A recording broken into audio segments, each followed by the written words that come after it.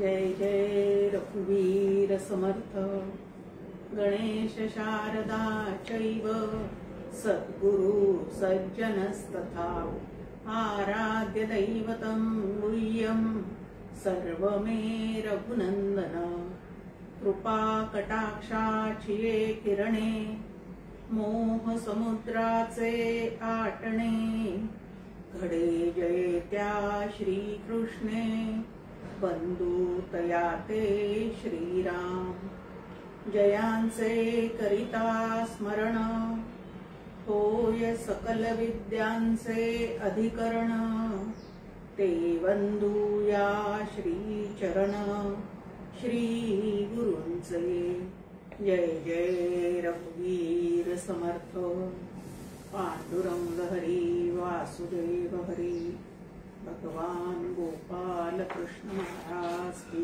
जय जय जय रघुवीर समर्थ। परमपूज्य आनंद योगी डॉक्टर काका श्रद्धेय मंदाताई गंधे या उभयतांना मनपूर्वक नमस्कार करते। लक्षणेचे प्रकार लक्ष देऊन ऐकण्यासाठी जमलेल्या सर्व श्रोत्यांना अभिवादन करते। निदानाला सुरुवात करते।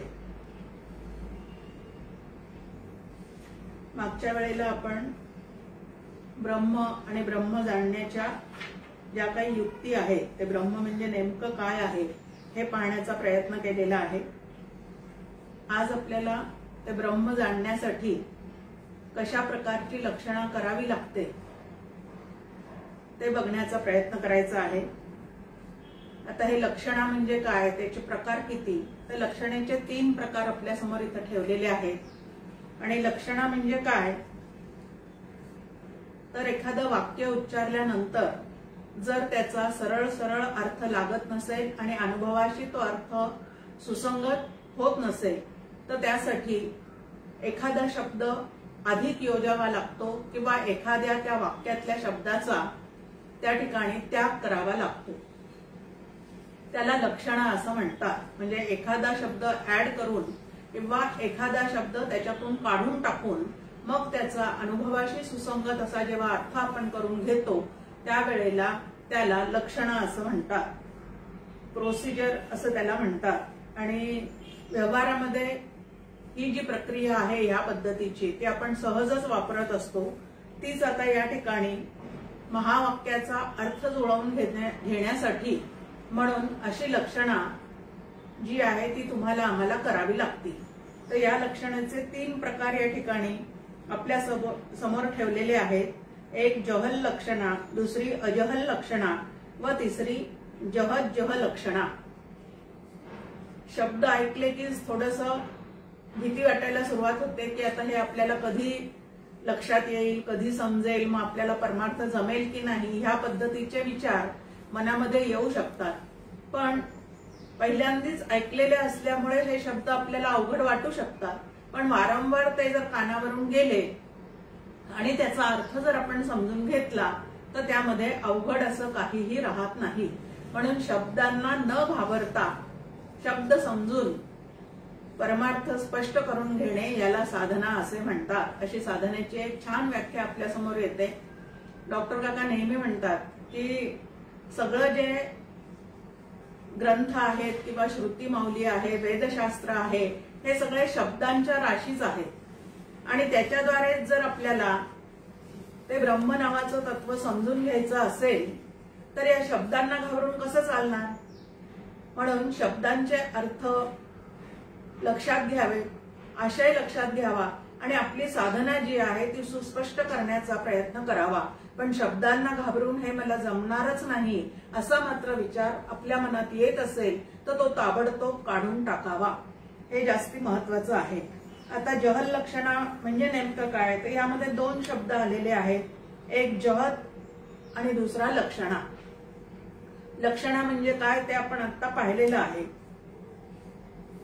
की एखादा शब्द जास्तीचा घालून किंवा एखाद्या शब्दाचा त्या ठिकाणी त्याग करून त्या वाक्याची जुळणी करून घेणे याला लक्षणा असं म्हणतात। मग आता जहद म्हणजे जहत शब्दाचा अर्थ आहे त्याग। आता जहत लक्षणेमध्ये काय सांगितलेलं आहे तर एखादं वाक्य उच्चारल्यानंतर जर त्याचा सहज होणारा अर्थ अनुभवाशी सुसंगत होत नसेल तर त्या ठिकाणी काय करायचं आहे तर तो अर्थ तिथं सोडून द्यायचा आहे आणि त्याऐवजी तिथं वेगळाच अर्थ स्वीकारून आपल्याला ही जहल लक्षणा जी आहे ती वापरावी लागते। आता एक उदाहरण आहे या ठिकाणी आपल्या समोर। आता इथं सांगितलं जहत म्हणजे काय करा तर त्याचा त्याग करा। आता नेहमीच एक स्पष्ट असं उदाहरण आपल्याला दिलं जातं की पुण्यावरून रेल्वे जाते असं एक वाक्य आपल्या समोर ठेवलं किंवा गंगेच्या काठावर गवळीवाडा आहे।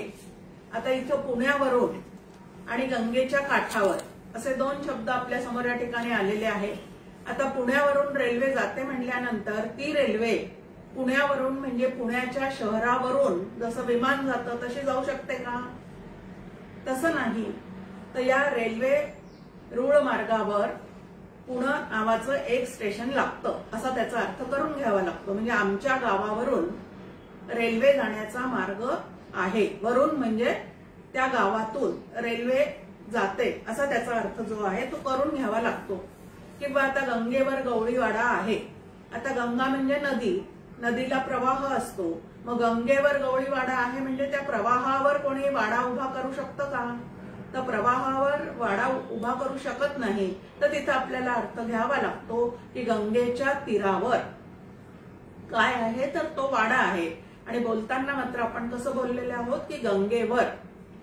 आता ही बोलण्याची पद्धत झाली, बोली भाषेमध्ये असं बोललं जातं, पण असं बोललं जातं तरी अर्थ जाणून घेणारा जो आहे तो मात्र त्याचा लक्षार्थ लक्षात घेऊनच त्याचा उपयोग करत असतो। जेवायची वेळ झाली, पानं मांडली, पानावर बसा असं जर कोणी आपल्याला म्हटलं तर पानावर बसा याचा अर्थ आपण काही त्या ताटावर बसतो का? असं नव्हे, तर ताट जिथं मांडलेले आहेत त्याच्या मागच्या बाजूला आपण बसतो, म्हणजे पानं वाढलेले आहेत त्याच्या मागच्या बाजूला जाऊन जेवायला बसतो। ह्या पद्धतीने ह्या लक्षणा करून घ्यावी लागते। आता इथं काय केलेलं आहे तर संपूर्ण अर्थ वर शब्दाचा वरून जाते किंवा वर गवळीवाडा आहे या पद्धतीने जेव्हा बोललं गेलं तेव्हा ते शब्द आम्ही काय केलेले आहेत त्याचा अर्थ जो आहे आता वर म्हणल्यानंतर आपण सहजच हात वर करतो। या पद्धतीने ते रेल्वे वरून गेली याचा अर्थ ती पुणे गावावरून विमानासारखी गेली असा मात्र अजिबात होत नाही। हे लक्षात ठेवून वर या शब्दाचा अर्थ जो आहे तो आम्ही त्याचा त्याग केलेला आहे आणि त्याऐवजी रुळावरून गेली, पुणे स्टेशनच्या रुळावरून ती गाडी गेली असा त्याचा अर्थ आम्ही काय केलेला आहे तर व्यवहाराशी सुसंगत असा जुळवून घेतलेला आहे। याला जहत लक्षणा असं म्हणतात। त्यामध्ये त्या शब्दाच्या वाच्यार्थाचा आम्ही त्याग केलेला आहे आणि त्याचा जो सुसंगत लक्षार्थ आहे तो मात्र त्या ठिकाणी आम्ही स्वीकारलेला आहे। आता अजहत लक्षणा। आता जहत म्हणजे त्याग, अजहत म्हणजे त्याग न करणे, म्हणजे एखाद्या शब्दाचा अर्थाचा आम्ही त्या ठिकाणी काय केलेला आहे तर स्वीकार केलेला आहे। आता त्याच्यासाठी आपल्या समोर एक नेहमी उदाहरण दिलं जातं की पांढरा सर्वात मागे पडला। आता घोड्यांची शर्यत आहे, ती शर्यत पाहायला आम्ही गेलेले आहोत। तिथं अनेक घोड्यांचे अनेक रंग आहेत आणि त्या ठिकाणी आपण म्हणतोय की पांढरा सर्वात मागे पडला। आता पांढरा रंग हा तर काही धावत नाही, पांढरा मागे पडला याचा अर्थ पांढरा रंग तर काही धावत नाहीये, मग पांढऱ्या रंगाचा घोडा धावतो। मग या ठिकाणी आपण काय केलेलं आहे तर पांढरा रंग अचेतन आहे त्यामुळे तो धावणे किंवा मागे पडणे शक्यच नाही, मग पांढऱ्या रंगाचा घोडा असा त्या ठिकाणी आपण त्याचा अर्थ काय केलेला आहे तो जुळवून घेतलेला आहे। अजून उदाहरण आपण नेहमी पाहतो की तानाजीच्या बाबतीत एक वाक्य नेहमी उच्चारलं जातं, गड आला पण सिंह गेला। आता सिंह गेला म्हणजे तानाजी काय सिंह होता का तर सिंहासारखा तो पराक्रमी होता। असं पराक्रमाचं त्या ठिकाणी आपण काय केलेलं आहे तर स्वीकार केलेला आहे। त्याग इथं कुठल्याही गोष्टीचा केलेला नाही, तर त्याच्यात अजून एक स्वीकार की सिंह जसा पराक्रमी असतो तसा तानाजी अत्यंत पराक्रमी आणि शूरवीर होता. ह्या पद्धतीने तो अर्थ जो आहे तो आम्ही या ठिकाणी जुळवून घेतलेला आहे. मग याला अजहत लक्षणा असं म्हणतात. तर व्यवहारामध्ये या दोन लक्षणांचा नेहमी आपल्याला उपयोग करावा लागतो. त्याच अर्थाची एक म्हण आपल्या समोर आहे, लेकी बोले सुने लाभे. म्हणजे वास्तविक पाहता सुनेला सांगायचं असतं, पण लेकीचं नाव घेऊन तिथं काहीतरी सांगितलं जातं आणि ते मग तिने लक्षात घ्यावं आपोआप. तिचं नाव न उच्चारता तिला ती गोष्ट त्या ठिकाणी सांगितली गेलेली असते. म्हणजे या पद्धतीने आपण व्यवहारामध्ये नेहमी या दोन लक्षणा वापरून आपला व्यवहार करू शकतो. आता तिसरी जी दिलेली आहे ती जहत अजहत लक्षणा. आता जहत अजहत लक्षणा ह्यालाच भागत्याग लक्षणा असं म्हणतात. आणि तत्वमसी हे जे उपदेश वाक्य आहे, या उपदेश वाक्याचा लक्षात घेत असताना या लक्षणेचा उपयोग केला जातो. त्याला भागत्याग लक्षणा असं म्हणतात. अर्थ जोडण्यासाठी जेव्हा वाक्यातील काही पदांचा स्वीकार करून काही भाग सोडावा लागतो तेव्हा ती भागत्याग लक्षणा होते. असं या ठिकाणी आपल्याला त्याचा अर्थ समजून सांगितलेला आहे की काहीचा स्वीकार आणि काहीचा त्याग. आता छान उदाहरण आपल्या समोर आहे. एखाद्या मैत्रिणीची खूप दिवसात आपली भेट झालेली नाही, पण तिचे मुलीचं लग्न ठरतं आणि ती आपल्याला पत्रिका पाठवते आणि आपण विचार करतो की आता त्या लग्नाला आपण गेलं पाहिजे. लग्नाला गेलं पाहिजे असा विचार करतो. प्रत्यक्षात ती पत्रिका पाहून त्या कार्यस्थळी पोहोचतो सुद्धा. आणि ज्या वेळेला वधूच्या वेशामध्ये ती मुलगी उभी असते, तिला पाहतो, त्यावेळेला आपण मैत्रिणीला सहज म्हणतो, अगं लहानपणी जी भातुकलीचा खेळ खेळायची, छान घरात मांडून बसायची, तीच का गं आता ही बोहल्यावर उभी आहे. आता या ठिकाणी आपण नेमकं काय केलेलं आहे, मुलगी तीच आहे जी लहानपणी भातुकलीचा खेळ खेळत होती, तीच आता बोहल्यावर म्हणजे स्टेजवर वरमाला हातात घेऊन उभी आहे. मग या ठिकाणी तिचा भातुकलीचा खेळ बाजूला सारला. वाक्य जुळवून घेताना काय केलेलं आहे, भातुकलीचा खेळ, तो खेळ खेळत असताना तिने वापरलेला ड्रेस, तिचं वय, या सगळ्या गोष्टी आपण बाजूला सारल्या, पण तिला मात्र त्यात स्वीकारलेलं आहे. आणि नंतर बोहल्यावर जी उभी राहिलेली वधू वेशातली आहे, तिचा वधूवेशही बाजूला केला, वरमालाही बाजूला केली आणि तीच ही असं आपण त्या ठिकाणी काय केलेलं आहे, शिक्कामोर्तब केलेलं आहे की जी भातुकली खेळत होती म्हणजे त्यावेळचा तिचं वय, त्यावेळचा तिचा ड्रेस, त्यावेळचा तिचा काळ, या तिन्ही गोष्टी बाजूला सारलेल्या आहेत. आणि आत्ताच्या क्षणी सुद्धा तिचं वय, तिचं काळ म्हणजे वय आणि त्यानंतर वरमाला, या तिन्ही गोष्टी बाजूला सारून ही मुलगी तीच आहे असं त्या ठिकाणी आपण काय केलेलं आहे, निश्चित केलेलं आहे. तसंच उदाहरण सारखं आपल्याला शास्त्रात दिलं जातं की काशीत जो मला देवदत्त भेटला होता तोच हा इथं आहे. म्हणजे त्या गावाचा आपण त्याग केलेला आहे. आत्ता सुद्धा काय केलेलं आहे, तिथं जो भेटलेला होता तोच हा आहे. मग तिथं त्याने घातलेला वेश वेगळा आहे, इथं त्याने घातलेला वेश वेगळा आहे, तिथलं गाव वेगळं आहे, इथलं गाव वेगळं आहे, भेटण्याची वेळ दोन्ही ठिकाणची वेगळी आहे. पण जो गृहस्थ मी तिथं पाहिला होता, तिथं जाणला होता, तिथं भेटला होता तोच हा आहे. या पद्धतीने त्याच्याशी आता काय करून घेतलेलं आहे, तोच हा हे जुळवून घेतलेलं आहे.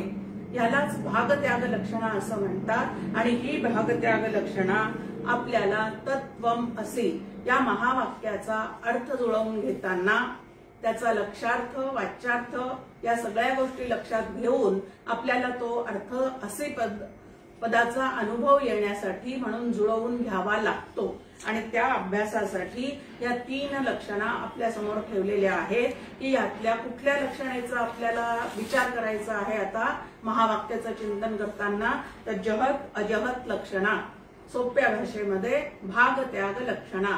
भाग म्हणजे स्वीकार करणे, त्याग म्हणजे काही गोष्टींचा त्याग करणे, काही गोष्टींचा स्वीकार आणि काही गोष्टींचा त्याग करून तेच हे आहे हे समजून घेणे, ह्याला भाग त्याग लक्षणा असं म्हणतात. असं या पद्धतीने आपल्या समोर या 3 लक्षणा ठेवलेल्या आहेत. आता या 3 लक्षणं आपल्याला त्यातली जी भागत्याग लक्षणं आहे ती कशा ठिकाणी उपयोगात आणायची आहे तर महावाक्याचं चिंतन करताना, त्याचा लक्षार्थ समजून घेताना आपल्याला त्याचा उपयोग करून घ्यायचा असतो. आता 4 महावाक्य उपनिषदांनी आपल्या समोर ठेवलेले आहेत. या 4 महावाक्यांचं चिंतन आम्हाला का करावं लागतं, कशासाठी करायचं आहे याची सुद्धा तुम्हाला आम्हाला स्पष्ट काय पाहिजे तर रूपरेखा माहिती असली पाहिजे की कशासाठी महावाक्याचं आम्हाला अभ्यास करावा लागतो. महावाक्य म्हणजे काय, अवांतर वाक्य म्हणजे काय, तर ब्रह्माविषयीची सर्व लक्षणं ज्या ठिकाणी अनेक उदाहरणं देऊन दृष्टांत देऊन समजून सांगितलेले असतात त्याला म्हणजे ब्रह्माविषयीची माहिती दिलेली असते त्याला अवांतर वाक्य असं म्हणतात. आणि ज्याच्यामध्ये जीव आणि ब्रह्म एकच आहे हे परोपरीने आम्हाला समजून सांगितलं जातं आणि त्याचं चिंतन केल्यानंतर जीव ब्रह्म ऐक्याचा अनुभव येतो त्याला महावाक्य असं म्हणतात. आता महाशब्द म्हटल्यानंतर आपल्याला महा म्हणजे मोठं असं माहिती आहे की महानैवेद्य म्हणजे काय तर खूप मोठा केलेला नैवेद्य. जेवढं काही तयार केलेलं आहे त्या सगळ्याचं ताटात वाढून न घेता एकदम जो नैवेद्य दाखवला जातो त्या केलेल्या भांड्यासहित, जे भांड्यात आपण ते शिजवलेलं आहे त्याच्या सहित जो देवाला नैवेद्य दाखवला जातो त्याला आपण महानैवेद्य असं म्हणतो. म्हणजे त्यातलं काही वेगळं आपण दुसरं ताटात वाटीत काढून घेतलेलं नाही तर जे शिजवलेले भांडे आहेत ते तसेच ठेवून दाखवलेला नैवेद्य त्याला महानैवेद्य असं म्हणतात. आता महाशब्द म्हणजे काय तर खूप मोठ्या प्रमाणावर जे आहे ते. आता इथं तर महावाक्य असं म्हटलेलं आहे. आता महावाक्य म्हणजे खूप मोठं वाक्य आहे का विचार केलं तर हे जे वाक्य आहेत त्यामध्ये असणारे पद जे आहेत ती पद जी आहेत ती 2 किंवा 3च आहेत. म्हणजे इतक्या छोट्या शब्दांमध्ये आम्हाला महान अनुभव देण्याची ताकद ज्याच्यामध्ये आहे त्याला महावाक्य असं म्हटलं जातं. आहेत अगदी सूत्ररूपाने छोटंसं वाक्य पण अनुभव देण्याची ताकद किंवा त्या वाक्यावर चिंतन केल्यानंतर त्या पदाचं चिंतन केल्यानंतर जो अनुभव आम्हाला येणार आहे तो अनुभव मात्र महानुभव असणार आहे. खूप मोठा अनुभव जे ब्रह्म मीच आहे हा जो अनुभव आहे तो अनुभव त्या ठिकाणी आम्हाला घेण्याची क्षमता प्राप्त होणार आहे आणि म्हणून त्याला महावाक्य असं म्हटलेलं आहे. वाक्यामध्ये पद अगदी कमी आहेत पण अनुभव देण्याची ताकद, सामर्थ्य, क्षमता मात्र भरपूर आहे. पण त्याच्यावर चिंतन केलं तर आणि भागत्याग लक्षणा व्यवस्थित समजून घेऊन त्यासाठी आम्हाला वापरता आली तर ह्याला महावाक्य कशाला म्हणतात तर जिथं जीव ब्रह्म ऐक्याचा अनुभव आणून देण्याचं सामर्थ्य आहे अशा चिंतनयुक्त वाक्याला महावाक्य असं म्हणतात की ज्याच्यावर चिंतन केलं असता आम्हाला महान तत्वाचा अनुभव येऊ शकतो त्याला महावाक्य असं म्हणतात. आणि 10 उपनिषदापैकी 4 उपनिषदामधले जे असे महावाक्य आहेत ते अभ्यासासाठी आमच्या समोर वारंवार ठेवले जातात. आता ते 4 महावाक्य कुठले कुठले आहेत तर एक ऋग्वेदाचं महावाक्य आहे. ऐतरेय उपनिषदामध्ये ते आलेलं आहे आणि ते वाक्य आहे प्रज्ञानम ब्रह्म. आता या महावाक्याच्या द्वारे तुम्हाला आम्हाला काही आदेश दिले जातात. आता आदेश दिले जातात म्हणजे नेमकं काय केलं जातं तर काही त्या ठिकाणी आज्ञा केलेल्या आहेत, निर्देश केलेला आहे, त्या ठिकाणी त्या तत्वासंबंधीचा निर्देश केलेला आहे, आम्हाला काही आदेश दिलेला आहे म्हणजे आज्ञा केलेल्या आहेत, प्रत्यक्षात सांगितलेल्या नाहीयेत पण तरी सुद्धा ह्या पद्धतीने तुम्ही त्याचं चिंतन केलं तर तुम्हाला ते पूर्ण ब्रह्मरूपता प्राप्त होईल. या पद्धतीचा आदेशही जिथं दिला गेलेला आहे त्याला काय म्हटलेलं आहे तर महावाक्य असं म्हटलेलं आहे. तर प्रज्ञानम ब्रह्म मध्ये आम्हाला ज्ञानादेश दिलेला आहे म्हणजे ज्ञानासंबंधीचा निर्देश त्या ठिकाणी केलेला आहे. आता ज्ञानासंबंधी म्हणजे चित संबंधीचा निर्देश किंवा आदेश या महावाक्यामध्ये आहे. आता या ठिकाणी प्रज्ञानम ब्रह्म तसे पाहिलं तर 2च शब्द आलेले आहेत, प्रज्ञानम आणि ब्रह्म. आता ब्रह्म म्हणजे काय तर आपण गेल्या प्रवचनामध्ये पाहिलेलं आहे की बृह धातूपासून ब्रह्म नावाचा शब्द तयार झालेला आहे. बृह म्हणजे अत्यंत व्यापक असणारं, सर्वत्र असणारं, समत्वाने असणारं, असं सच्चित आनंद घन असणारं जे तत्व त्याला ब्रह्म असं म्हणतात. मग आता हा जो ज्ञानादेश आहे म्हणजे ज्ञानाचा केलेला निर्देश, ज्ञानाचा केलेला आदेश, या ज्ञानासंबंधी या ठिकाणी आम्हाला काय समजून घ्यायचं आहे. तर आता ज्या वेळेला तुम्हाला आम्हाला कुठल्याही गोष्टीचं ज्ञान होतं त्या वेळेला त्या ठिकाणी डोळ्यांनी रूपाचं तुम्हाला आम्हाला काय होतं तर आपण म्हणतो डोळ्यांनी रूप दिसतं आणि दिसलेलं रूप अंतःकरणाला कळतं. आणि असं दिसणं आणि कळणं एकदम झाल्यानंतर जे काही होतं त्याला आपण ज्ञान झालं असं म्हणतो. आता व्यवहारामध्ये हे होणारं ज्ञान आहे. आता जीवात्म्याला, प्रमात्याला, आता जीवात्मा जे आपण साध्या बोली भाषेत बोलतो त्यालाच शास्त्रीय भाषेमध्ये प्रमाता असं म्हणतात. प्रमाता प्रमाणाच्या साह्याने प्रमेयाचं ज्ञान करून घेतो असं आपल्या समोर शास्त्रीय भाषा आहे. म्हणजेच जीवात्मा ज्ञानेंद्रियांच्या साह्याने बाह्य गोष्टीचं अंतःकरणाच्या साह्याने काय करून घेतो तर ज्ञान करून घेतो. आता प्रमाताला होणारं ज्ञान, 5 ज्ञानेंद्रियांनी जे ज्ञान तुम्हाला आम्हाला होतं त्याला होणारं ज्ञान असं म्हणतात. आता 5 ज्ञानेंद्रिये जी आहेत ती वास्तविक पाहता जड आहेत आणि जडाला स्वतःचंही ज्ञान होत नाही आणि दुसऱ्याचंही ज्ञान होत नाही असं आपण पंचकरणाच्या अभ्यासामध्ये पाहतो आहोत. मग आता हे होणारं ज्ञान जे आहे ते इंद्रियांना होतं का बुद्धीला होतं. वरवर पाहता आपल्याला वाटतं की माझ्या बुद्धीला कळलं, म्हणजे जास्तीत जास्त इंद्रियांनी पाहिलं आणि बुद्धीला कळलं असं आम्हाला वाटतं. पण ही जी आतमध्ये बुद्धी आहे ती बुद्धी सुद्धा आधी चैतन्याच्या प्रकाशाने काय व्हावी लागते तर प्रकाशित व्हावी लागते. आता जीवाची व्याख्या आपण पाहिलेली आहे की जीव बरोबर कूटस्थ चैतन्य अधिक बुद्धी, अधिक बुद्धीत पडलेलं आत्म्याचं प्रतिबिंब. आता या ठिकाणी कूटस्थ चैतन्याला ज्ञान करून घेण्याची अजिबात गरज नाही. बुद्धी नावाचं तत्व पंचमहाभूतापैकी एक असल्यामुळे ते जड आहे म्हणून त्याला स्वतःहून ज्ञान होणे शक्य नाही. मग ह्या ज्ञान होण्याची जी काही क्रिया आहे ती नेमकी कुठं चाललेली असते तर चिदाभासाच्या ठिकाणी चाललेली असते. हा चिदाभास म्हणजे काय तर बुद्धीत पडलेलं आत्म्याचं प्रतिबिंब. आता आत्म्याचं प्रतिबिंब म्हणजे आत्म्याचा ज्ञान प्रकाश ज्या वेळेला या बुद्धीमध्ये पूर्णपणे व्यापून राहतो त्यावेळेला ती बुद्धी ऍक्टिव्हेट होते, सक्षम होते आणि तिला ज्ञान झालं. आता हे ज्ञान कोणाला होतं वास्तविक पाहता चिदाभासाला होतं. मग आता इथं आपल्या समोर आहे की प्रज्ञा शब्दाचा अर्थ आहे बुद्धी.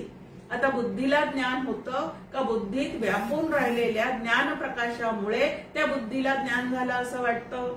तर होणाऱ्या ज्ञानाच्या मागे असणारं ज्ञान त्या बुद्धीमध्ये आधीपासूनच व्यापून राहिलेलं असल्यामुळे जीवाला सर्व बाहेरच्या गोष्टीचं ज्ञान होत चाललेलं आहे. आता शास्त्रशुद्ध पद्धतीने आपण हे समजून घेतलं की होणारं ज्ञान असणाऱ्या ज्ञानाच्या सत्तेवर जीवाला होत चाललेलं आहे. आता हे वाक्य आपल्या समोर आलं. आता होणारे ज्ञान अनेक आहेत आणि असणारं ज्ञान जे आहे ते मात्र बुद्धीमध्ये एकसारखं एकच असणारं ज्ञान जे आहे म्हणजे ब्रह्म नावाचं जे तत्व आहे, चित नावाचं जे तत्व आहे ते मात्र एकसारखं अखंड तिथं असतंच. आणि मग केनोपनिषदामध्ये आपल्या समोर मांडणी आहे की प्रतिबोध विदितम मतम, की होणाऱ्या प्रत्येक बोधाच्या मागे तो बोधघन असणारा, बोधरूप असणारा आत्मा म्हणजे ज्ञानरूप असणारा आत्मा आधीपासूनच असतो आणि म्हणून असलेल्या ज्ञानाच्या सत्तेवर चिदाभासाला होणारं ज्ञान होतं. आता हे सगळं समजून मला काय करून घ्यायचं आहे तर माझ्या नुसत्या बुद्धीला ज्ञान होत नसून बुद्धीमध्ये आधीपासूनच ज्ञानाचा प्रकाश त्या ब्रह्माचा कूटस्थ चैतन्याचा फाकलेला असल्यामुळे माझ्या बुद्धीला समजतो. कशामुळे तर त्या ज्ञान प्रकाशामुळे. मग आता होणाऱ्या ज्ञानाकडून असणाऱ्या ज्ञानाकडे आमची वृत्ती वळवण्यासाठी प्रज्ञानम ब्रह्म या महावाक्याचा आम्हाला छान उपयोग करून घेता येतो. आणि मग ज्या ज्या स्थळी हे मन जाय माझे, जिथं जिथं आमचं ज्ञानेंद्रिय आणि मन जातील तिथं तिथं काहीतरी आम्हाला बाहेरच्या गोष्टीचं ज्ञान होत जाणार आहे. मग जिथं जिथं ते ज्ञान होईल तेव्हा तेव्हा असणाऱ्या ज्ञानामुळे मला हे ज्ञान झालं, हे लक्षात आलं, तर मला एवढं ज्ञान झालं असा बुद्धी सापेक्ष अहंकार जो आहे तो आमच्या चित्ताला चिकटणार नाही. आणि या अभिमानापासून, अभिमान शत्रू मोठा, आपल्या समोर मांडणी आहे की अभिमानासारखा शत्रू फार मोठा आहे आणि ह्या शत्रूपासून आपल्याला बचाव करता येईल. आणि जितकं अभिमानापासून आम्ही दूर राहू तितकं आम्ही परमात्म तत्वाच्या अत्यंत जवळ असतो, हे लक्षात आपल्याला या ठिकाणी येतं. मग आता प्रज्ञानम ब्रह्म या महावाक्यामध्ये तुम्हाला आम्हाला कशाचा त्याग करायचा आहे, तर बुद्धीला झालेल्या ज्ञानाचा व्यवहारासाठी उपयोग करून घ्यायचा आहे. पण नुसतं माझ्या बुद्धीला ज्ञान झालं असं मात्र समजायचं नाही, त्याचा त्याग करायचा आहे. आणि ज्ञान प्रकाशाच्या सत्तेवर ते ज्ञान झालं असा त्या ठिकाणी स्वीकार केला तर बुद्धी सापेक्ष अहंकार जो आहे तो गळून पडायला वेळ लागणार नाही. आणि हाच अहंकार, बुद्धी सापेक्ष अहंकारच तुम्हाला आम्हाला भरपूर छळणारा असतो. मला कळलं, माझ्या इतकं कोणाला कळत नाही, माझी बुद्धी अतिशय कुशाग्र आहे. आता हीच कुशाग्र असणारी बुद्धी म्हातारपणी काय करते, आम्हाला विस्मरणात नेऊन त्रास देऊ शकते. स्मरण आणि विस्मरण हे दोन्ही बुद्धीचे धर्म आहेत आणि ह्या दोन्हीच्या मागे ज्ञानघन असणारा परमात्मा जो आहे तो अखंड असणारा आहे. मग बुद्धीला कळणाऱ्या ज्ञानाकडून बुद्धीत असणाऱ्या, व्यापून असणाऱ्या ज्ञानाकडे स्वतःची चित्तवृत्ती वळवणे ह्याला ज्ञान साधना असं म्हणतात. एक साधनेची नवीन छान पद्धत या ठिकाणी आपल्याला काय करता येते, तो उपयोगात आणता येते. दुसरं यजुर्वेदाचं महावाक्य आहे, बृहदारण्यक उपनिषदामध्ये ते आलेलं आहे, अहम ब्रह्मास्मी. आता ह्याला अध्यादेश महावाक्य आणि अनुभव महावाक्य असंही म्हणतात. याला अनुभव महावाक्य असंही म्हणतात. आता प्रज्ञानम ब्रह्म याला अभ्यास वाक्य असंही म्हणतात.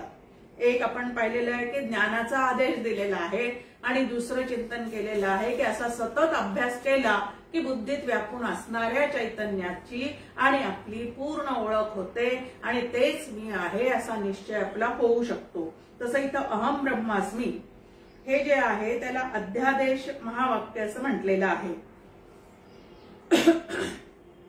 आता तुमच्या आमच्या आतमध्ये सतत अहम स्फुरण चालू आहे. प्रत्येकाच्या आतमध्ये एक सामान्य स्फुरण आहे, मी आहे, मी आहे, मी आहे. त्याला सामान्य स्फुरण असं म्हणतात. आता हे सामान्य स्फुरण आहे, ह्याच्यामध्येच नंतर मी आहे मध्ये असे वेगळे वेगळे विशेषण येऊन पडतात आणि मी विशेषत्वाने स्वतःला काहीतरी समजायला लागते. त्यावेळेला त्या ठिकाणी सगळं काय होतं, तर माझ्या निर्विशेष स्वरूपापासून मी स्वतःला सविशेष समजता दूर नेऊन टाकते. हे मात्र माझ्या अजिबात लक्षात येत नाही. आता ब्रह्म कसं आहे, तर निर्विशेष आहे आणि ते ब्रह्म मी आहे अशी साधना करणारी मी जर स्वतःच्या ठिकाणी काही विशेष आहे आणि इतरांपासून मी वेगळी आहे असं समजत असेल तर सर्वव्यापी ब्रह्म माझ्या अनुभवात येऊ शकतं का, तर ते सर्वव्यापी ब्रह्म तुमच्या आमच्या ह्या पद्धतीने अनुभवाला येऊ शकणार नाही. मग आता हे अध्यादेश महावाक्य आहे. दिसणारे, अनुभवाला येणारे, मनाला कळणारे असे सर्व केवळ अध्यास आहे. आता अध्यास, भ्रम, भास हे एकाच आशयाचे काय आहेत, तर शब्द आहे, एकच अर्थ सांगणारे शब्द आहेत. आता मी आहे ह्या स्फुरणावर आमच्या ठिकाणी अनेक अध्यास निर्माण होतात, अनेक भ्रम निर्माण होतात. आता ते भ्रम कशा प्रकारचे आहेत, मी आहे हे सामान्य स्फुरण आहे आणि मी आहे मध्ये मी देह आहे, मी प्राण आहे, मी मन आहे, मी भोक्ता आहे, मी रागीट आहे, मी प्रेमळ आहे, या पद्धतीचे अनेक विशेषण मध्ये घालून, विशेष मध्ये घालून ज्या वेळेला मी स्वतःला काहीतरी समजायला लागते त्यावेळेला या खऱ्या मीवर मला या विशेष मीचा काय चढलेला आहे त्या ठिकाणी तो भ्रम निर्माण झालेला आहे, अध्यास निर्माण झालेला आहे, भास निर्माण झालेला आहे आणि त्या भासातून आता मला काय करून घ्यायचं आहे तर सुटका करून घ्यायची आहे। खूप छान पद्धतीने आपल्या समोर आहे की मी आहे हे स्फुरण कसं आहे तर हे स्फुरण जिथं आहे तो आमचा ओरिजिनल मी आहे की ज्याच्या सत्तेवर प्रत्येक जीवाला आतमध्ये मी आहे असं सतत भान आहे। प्रत्येकाच्या हृदयदेशी मी अमुक आहे का ऐसी बुद्धी स्फुरे अहर्निशी ते वस्तुगामी असं ज्ञानेश्वर माऊलींनी स्पष्ट सांगून ठेवलेलं आहे। डॉक्टर दाताई एका गीतामध्ये आपल्याशी बोलतात, अहम अहम तो बोले अहम अहम तो बोले निशिदिनी येथे डोले। कुठं अहम अहम हे स्फुरण अखंड आमच्या आतमध्ये आहे आणि त्या स्फुरणावरच आमचं सगळं काय चाललेलं आहे, जीवनाचा व्यवहार चाललेला आहे की मी आहे याची मला जाणीव आहे आणि मला जाणीव असल्यामुळे मला जे जे आवडतं ते करण्याचा माझा प्रयत्न चाललेला आहे। मी असे आणि भासे मी माझं प्रिय असे म्हणून सच्चिदानंद ऐसे रूप माझे असं आपल्या समोर छान अद्वैत मकरण मधली ओवी आहे की मी आहे असं प्रत्येक जीवाला आतमध्ये काय आहे तर स्फुरण आहे। पहिलं जे आहे ते अत्यंत सामान्य असणारं, आता इथे सामान्य शब्दाचा अर्थ कमी प्रतीचा असं नाही नाही तर ते सामान्य दर्जाचे आहे असं आपण व्यवहारात म्हणतो, पण तशा पद्धतीचं नाही। सामान्य म्हणजे सर्वत्र सदा समत्वाने व्यापून असणारं जे तत्व त्याला या ठिकाणी सामान्य असं म्हटलेलं आहे आणि असं जे सामान्य स्फुरण प्रत्येक जीवाच्या आतमध्ये आहे मी आहे ह्याच स्फुरणावर अनेक तऱ्हेचे अध्यास अज्ञानामुळे जीव स्वतःवर ओढवून घेतो आणि आ बैल मुझे मार याप्रमाणे आनंद घन असणारा मूळचा मी मात्र या गोष्टीमुळे काय करत राहतो तो सुख दुःख भोगत राहतो।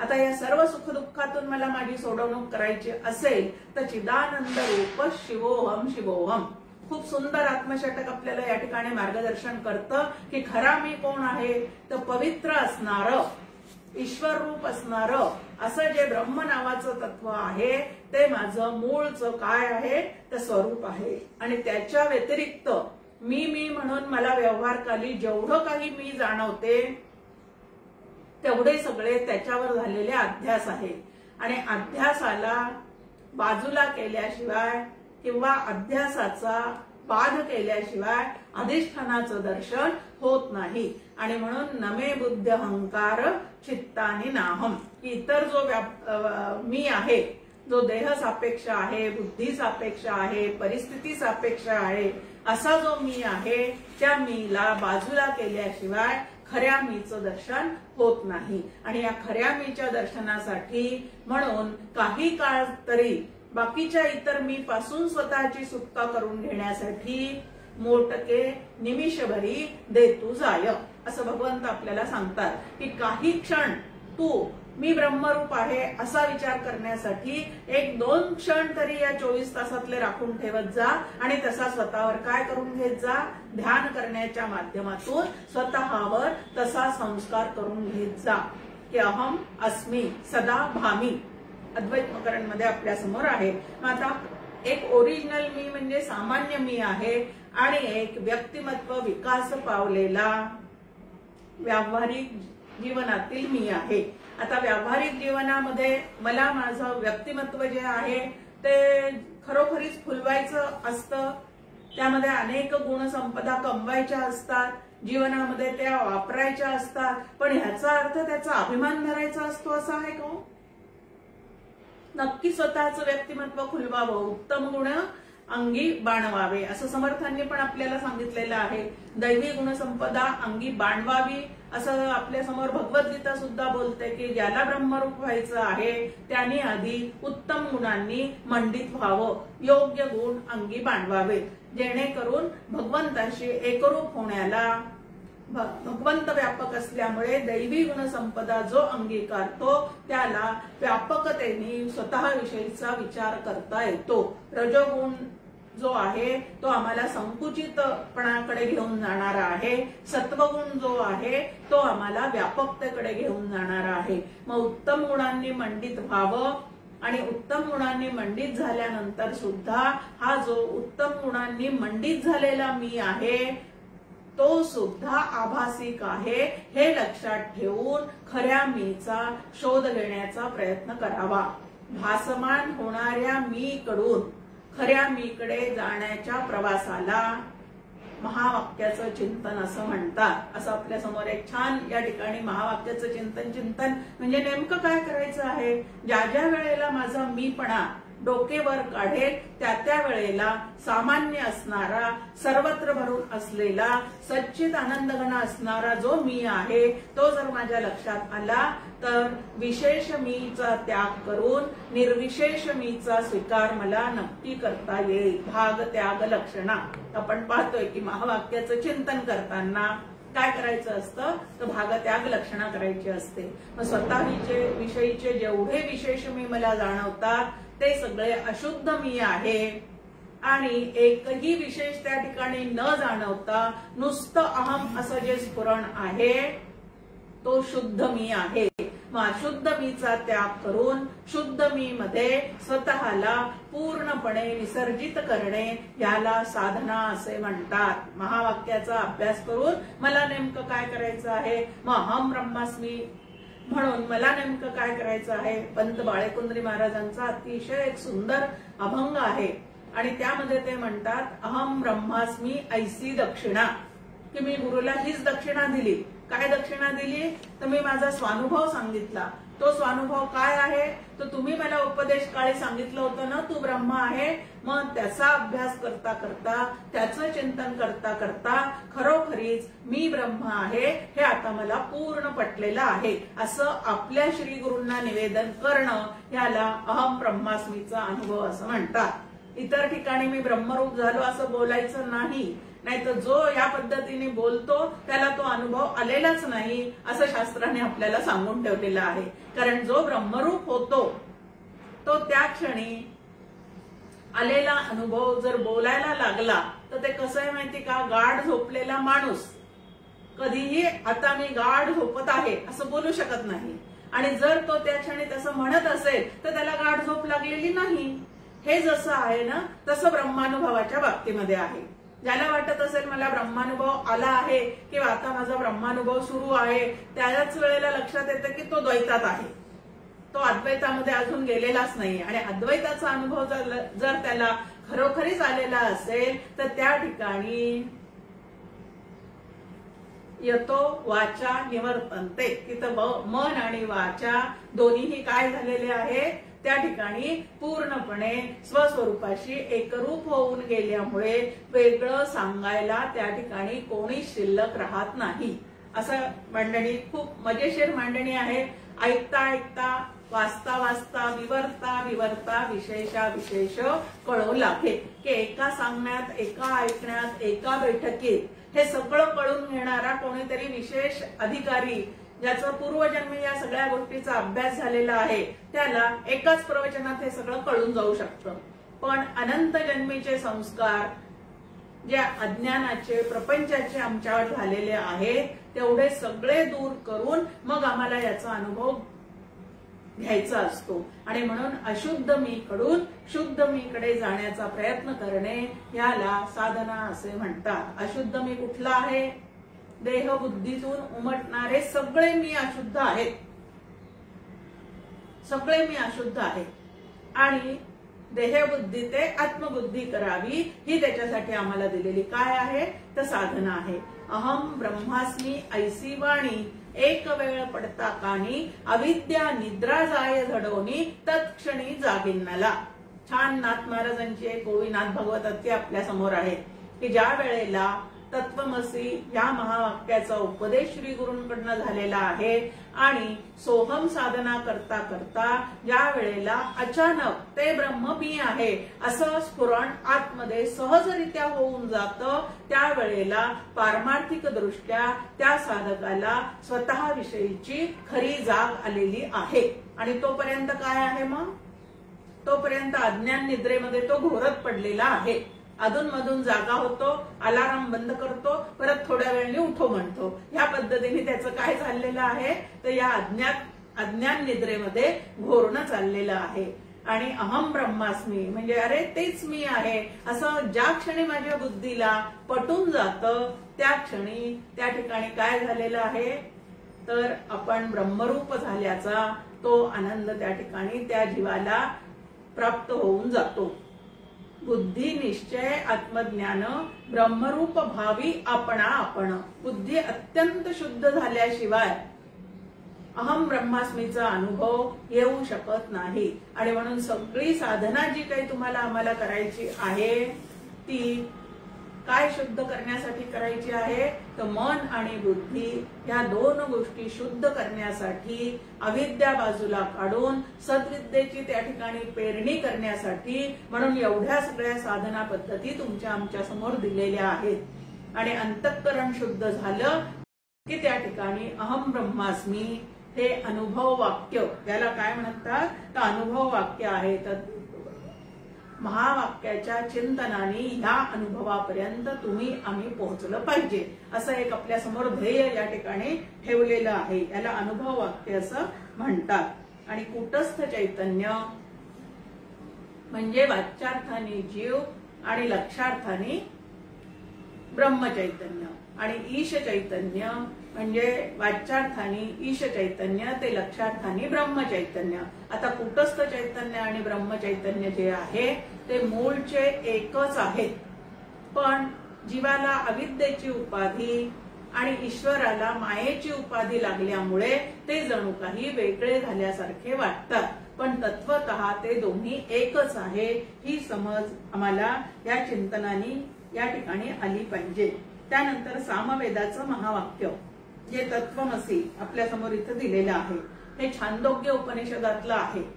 आणि आपल्याला माहिती आहे की श्वेतकेतू आणि अरुणी यांचा या ठिकाणी संवाद दाखवलेला आहे. वडीलच त्याचे या ठिकाणी आध्यात्मिक पारमार्थिक गुरु सुद्धा आहेत. आणि 9 वेळेला त्यांनी तत्वमसी महावाक्य वेगळ्या वेगळ्या प्रयोगांनी वेगळं वेगळं चिंतन करायला लावून त्याला समजून सांगितलेलं आहे. मग आता श्वेतकेतू सारख्याला 9 वेळेला ऐकावं लागत असेल तर तुम्हाला आम्हाला किती वेळेला ऐकावं लागत असेल?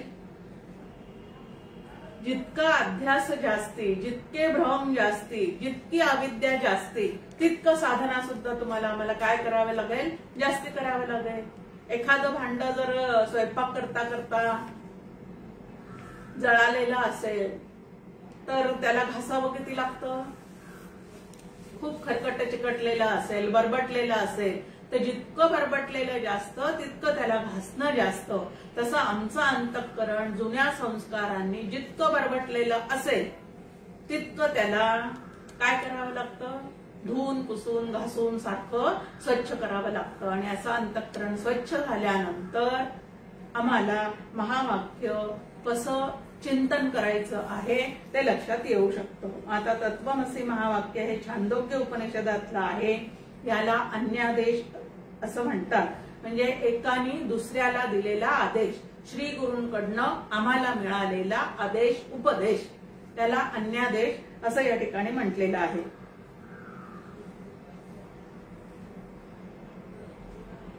आता गुरूंनी शिष्याला उपदेश केला याला म्हणून उपदेश महावाक्य असं सुद्धा म्हणतात. जसं आपण वर पाहिलं एक अनुभव वाक्य आहे, एक अभ्यास वाक्य आहे, तसं तत्वमसीला उपदेश महावाक्य असं म्हणतात की ज्या महावाक्याच्या द्वारे ब्रह्माचा शोध घ्यायला आलेल्या शिष्याला श्री गुरु सांगतात की ते तू आहेस. वास्तविक पाहता या 3च पद आहेत. ते तू आहेस. अगदी सगळे तिन्हीच्या तिन्ही पद आपल्याला व्यवहारामध्ये नेहमी उपयोगात येणारे आहेत आणि व्यवहारात नेहमी वापरणारे आहेत. ते तिकडं आहे. तू असं का बोलला म्हणजे ते आणि तू याचा आपण व्यवहारामध्ये सारखा उपयोग करतो. आणि इथे सांगितलेलं आहे ते तू आहेस. आता हे तेचा वाच्यार्थ काय आहे, तूचा वाच्यार्थ काय आहे, त्याचा लक्षार्थ काय आहे. आणि वाच्यार्थ आणि लक्षार्थ हे दोन्ही लक्षात घेतल्यानंतर जीव आणि शिव. आता इथं काय आहे? त्वम पदाचा वाच्यार्थ जीव आहे आणि लक्षार्थ कूटस्थ चैतन्य आहे. तत्पदाचा वाच्यार्थ ईश चैतन्य आहे आणि लक्षार्थ ब्रह्म चैतन्य आहे. आता जीव चैतन्य आणि ईश्वर चैतन्य, कुटस्थ चैतन्य म्हणजेच आत्मचैतन्य आणि ब्रह्मचैतन्य. यातलं आत्मचैतन्य आणि ब्रह्मचैतन्य जे आहे त्यांचं कायमचंच ऐक्य आहे, ते एकच आहे. फक्त उपाधीमध्ये अडकल्यामुळे स्वतःला भिन्न समजायला लागलेले आहे. आणि जीव चैतन्य आणि ईश चैतन्य जे आपल्या समोर ठेवलेले आहेत त्यांच्यामध्ये उपाधीचा भेद आहे. वास्तविक पाहता त्या उपाधींचा निराश केला तर तेही काय आहेत, लक्षार्थाने एकच आहे. अशी जी समजूत आहे ती या महावाक्याच्या द्वारे श्री गुरु तुम्हाला आम्हाला करून देत असतात. ह्यामध्ये जे 3 पद आलेले आहेत, तत्त्वम असि. तत्त्वम म्हणजे जीव, तत् म्हणजे ईश्वर, हे आपण पाहिलं. आता जीव आणि ईश्वर जे आहे त्यांची जर आपण लक्षणं पाहिली तर ती एकदम भिन्न दिसतात. आता त्याचा अभ्यास आपण आत्ता नाही करू शकणार. त्याच्यात तत्त्वम असि हे सगळं समजून घेण्यासाठी आपल्याला काय करावं लागेल, अजून एखादा तास त्याच्यासाठी द्यावा लागणार आहे. मग आता त्याच्या पुढचं जे महावाक्य आहे ते आधी आपण समजून घेऊ. ते अथर्ववेदाचे महावाक्य आहे. त्यामध्ये अयम आत्मा ब्रह्म असं जे आहे ते मांडुक्यमध्ये आपल्या समोर सांगितलेलं आहे आणि याला आत्मादेश असं म्हटलेलं आहे. येथे हा आत्मा असा आत्म्याचा तो अत्यंत जवळ आहे असा उल्लेख आहे. एखाद्या कार्यक्रमाला आपण सगळ्या मैत्रिणी जमणार असतो, वेळ एक दिलेली आहे. आता पुण्यामध्ये कितीही वेळ आपण पाळायची ठरवली तरी मध्ये ट्रॅफिक जॅम जर झालेला असेल तर काय होऊन जातं, ठरलेल्या वेळी ठरलेल्या ठिकाणी आपण पोहोचू शकत नाही. मग असंच एकदा त्या माझ्याही बाबतीत घडलं. सगळ्या मैत्रिणी एकत्र आलेल्या होत्या, त्यांचं आपापसात चाललेलं होतं की अरे अजून जयश्री आली नाही, अजून जयश्री आली नाही. आणि एका मैत्रिणीच्या मागे उभा राहून मी तिला म्हणत होते, हे बघ मी ही इथंच आहे. आता ही शब्दाने मी काय सांगितलं की अगदी तुझ्या जवळ आहे. हा ही हे शब्द आपण केव्हा वापरतो, जेव्हा ती वस्तू अगदी आपल्या जवळ आहे. आता अयम आत्मा या शब्दामध्ये आपल्या समोर हा आत्मा असा उल्लेख केलेला आहे. आता हा आत्मा म्हणजे तो आत्मा म्हटलं की ते आपल्यापासून दूर झालं. आणि हा मी असं आपण नेहमी व्यवहारातही म्हणतो, हा मी आलोच, हा मी इथंच आहे असं जेव्हा सांगतो त्यावेळेला आपण ते तिथं अगदी जवळ असतो. जे कोणी आपल्याशी बोलणारे असतात त्यांच्या आपण अगदी जवळ असतो. आणि हा मी आलो, हा मी बोलतो, ह्या पद्धतीने आपण म्हणतो. म्हणजे आपण त्या ठिकाणी अगदी जवळ त्यांच्या उपलब्ध असतो. तसा हा आत्मा जो आहे तो तुमच्या आमच्या सगळ्यांच्या अगदी हृदयात उपलब्ध आहे. आता हृदयात आहे या शब्दाचा अर्थ, हृदय म्हटलं की ते जिथं हार्ट स्पेशालिस्ट त्याचं खूप काय काय करतात ते हृदय नाहीये. आता हृदय शब्दाचा अर्थ आहे अंतःकरण. आणि पूर्ण अंतःकरणामध्ये हे आत्मचैतन्य जे आहे ते तुमच्या आमच्या पूर्ण व्यापून आहे. सर्व इंद्रियांमध्ये सुद्धा ते तुमच्या आमच्या व्यापून आहे. कारण अंतःकरण सुद्धा असं वेगळेपणाने कुठं आम्हाला शरीरात दाखवता येत नाही. ते अंतःकरण सुद्धा आमच्या पूर्ण शरीरभर व्यापून असतं. म्हणून पायात काटा रुतला तर डोळ्यात पाणी येतं. म्हणजे त्या संवेदना आमच्या तिथपर्यंत पोहोचतात. आता संवेदना ह्या जडाला आहेत का सचेतनाला आहेत, तर सचेतनाला आहेत. म्हणजे चिदाभासाच्या ठिकाणी आहे. हे चिदाभास नावाचं तत्व ते पूर्णपणे आमच्या देहामध्ये व्यापून असतं. आणि म्हणून हा आत्मा तो आत्मा असं या ठिकाणी नाही. तर अयम आत्मा ब्रह्म की तुझ्यातलं हे जे आत्मचैतन्य आहे ना तेच ब्रह्मचैतन्य आहे. आणि ते कुठं आहे, हे इथंच. हे इथंच म्हणजे किती, अगदी तुझ्या जवळ आहे. या पद्धतीने इथं आपल्या समोर त्याची मांडणी केलेली आहे. मग याला आत्मादेश असं म्हणतात की आत्माच ब्रह्मरूप आहे असं या ठिकाणी आपल्याला काय केलेलं आहे, तर आदेश दिलेला आहे. आणि याला घोष महावाक्य असं म्हणतात. आता कशाचा घोष केलेला आहे, अरे बाबा तुझ्यामध्ये जे आत्मचैतन्य आहे ना तेच ब्रह्मचैतन्य आहे, तेच तू आहे, तेच तू आहे असं तू लक्षात घे. या पद्धतीने अगदी पोट तिडकीने तुम्हाला आम्हाला या ठिकाणी ते समजून सांगितलेलं आहे. म्हणून त्याला काय म्हटलेलं आहे, तर घोष महावाक्य. की आत्मा आणि ब्रह्म हे जरी वेगळे दिसत असले तरी सुद्धा ब्रह्माचंच स्वरूप आत्मा आहे. आत्मा ब्रह्मापेक्षा भिन्न नाही. आता जसं जीव ब्रह्मैक्य साधलं पाहिजे तसं आत्म ब्रह्मैक्य. आता हे फक्त काय आहे, फक्त समजूत करून घ्यायची आहे. म्हणजे ते एकच आहे, फक्त ते भिन्न आहेत असं आम्हाला वाटायला लागलं. आता हा आत्मा शब्द वेगळा का बरं काढलेला आहे हो त्या ठिकाणी? आत्मान ब्रह्म जर एकच आहे तर त्याला आत्मा का म्हटलं? तर समजुतीसाठी म्हणून आम्हाला जे व्यापक असणारं ब्रह्म नावाचं तत्व आहे तेच एखाद्या शरीरापुरतं जणू काही मर्यादित झाल्यासारखं वाटतं, तेव्हा त्या ब्रह्माला देह सापेक्षतेमुळे, शरीर सापेक्षतेमुळे आत्मा असं म्हटलेलं आहे. एरवी आत्मा आणि ब्रह्म यामध्ये यत्किंचित सुद्धा फरक नाही. दोघही स्वरूपाने पूर्णपणे एकच आहे. एक छान दृष्टांत नेहमी या संदर्भात डॉक्टर काका आपल्या समोर ठेवत असतात की प्रवचन करत असताना त्याला ठसका वगैरे लागू नये म्हणून टेबलावर तांब्या भांड ठेवलेलं असतं.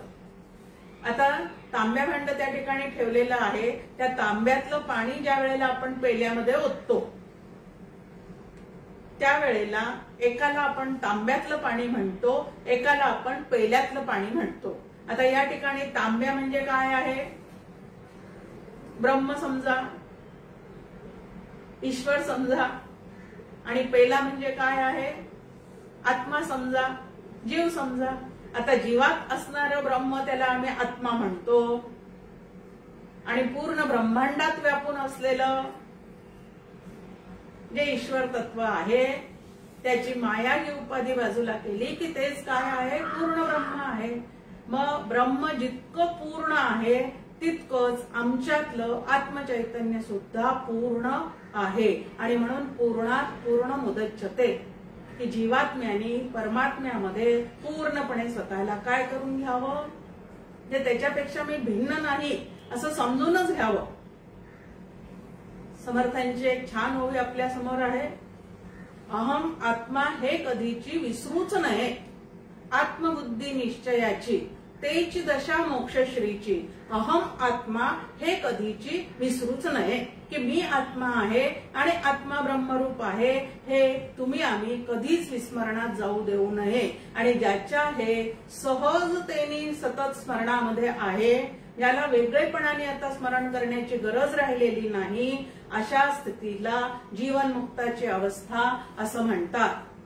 ती जीवनमुक्ती आहे. मी आत्मा आहे असं जो कधीच विसरत नाही, आत्मा ब्रह्मरूप आहे असं जो कधीच विसरत नाही. म्हणजे देहामध्ये असणारं आत्मचैतन्य आणि ब्रह्मांडामध्ये व्यापून असणारं जे ब्रह्मचैतन्य आहे हे स्वरूपाने एकच आहे असं ज्याला कळलेलं आहे, देहातलं आत्मचैतन्याविषयी पूर्ण ज्ञान झालं तर त्याला आत्मज्ञान असं म्हणतात. आणि तोच आत्मा माझ्या बाहेरच्या जीवांमध्ये आणि या जगतामध्ये सुद्धा पूर्ण व्यापून आहे असं लक्षात आलं की त्याला ब्रह्मज्ञान असं म्हणतात. आत्मज्ञान झालं की देहासक्ती जाते आणि ब्रह्मज्ञान झालं की संपूर्ण जगतामध्ये नंतर आनंदाचे डोही, आनंद तरंग, आनंदाची अंग, आनंदाचे अत्यंत आनंदाने जगण्याची व्यवस्था विचारांच्या द्वारे करण्यासाठी महावाक्याचं चिंतन जे आहे ते साधकांनी करायचं असतं. आणि या ठिकाणी समर्थ आपल्याला म्हणतात महावाक्याचा जप नाही बोलिला. जसं एखाद्या मंत्राचा आपण जप करतो, श्रीराम जय राम जय जय राम, ओम नमः शिवाय यांचा जप केला जातो, तसा त्याचा जप करायचा आहे का विचार करायचा आहे? तर महावाक्याचा शास्त्रशुद्ध पद्धतीने विचारच करायचा आहे. आणि या विचारांचं फळ काय आहे? तर या विचारांचं फळ मला माझ्या स्वस्वरूपाची पूर्ण जाणीव होणे आणि देहात असतानाच, जगात असतानाच देह आणि जग हे दोन्हीही अनित्य आहे, मिथ्या आहे हे लक्षात ठेवून त्यामध्ये यत्किंचित सुद्धा आसक्ती न राहता अत्यंत आनंदाने स्वतःचं जीवन जगता येतं. इतकं स्वानंदासाठी स्वावलंबी करण्याचं सामर्थ्य या महावाक्याच्या चिंतनामध्ये आहे। आणि म्हणून 4 महावाक्य जे आहेत त्यांनी आपल्याला केलेला निर्देश काय आहे, आदेश काय आहे, त्याचा विचार कसा करावा, अशुद्धता बाजूला करून शुद्ध असणाऱ्या गोष्टी कशा ग्रहण कराव्यात, ह्याच्यासाठी वारंवार काय केलं पाहिजे? श्रवण आणि मनन या ऐसे नाही साधन, म्हणून ते नित्य नूतन केलेची पाहिजे। आता पुढेच्या वेळेला आपण सामवेदाचं जे महावाक्य तत्वमसी महावाक्य आहे त्याच्या 3 पदांचा विचार करण्याचा प्रयत्न करू। जय जय रघुवीर समर्थ।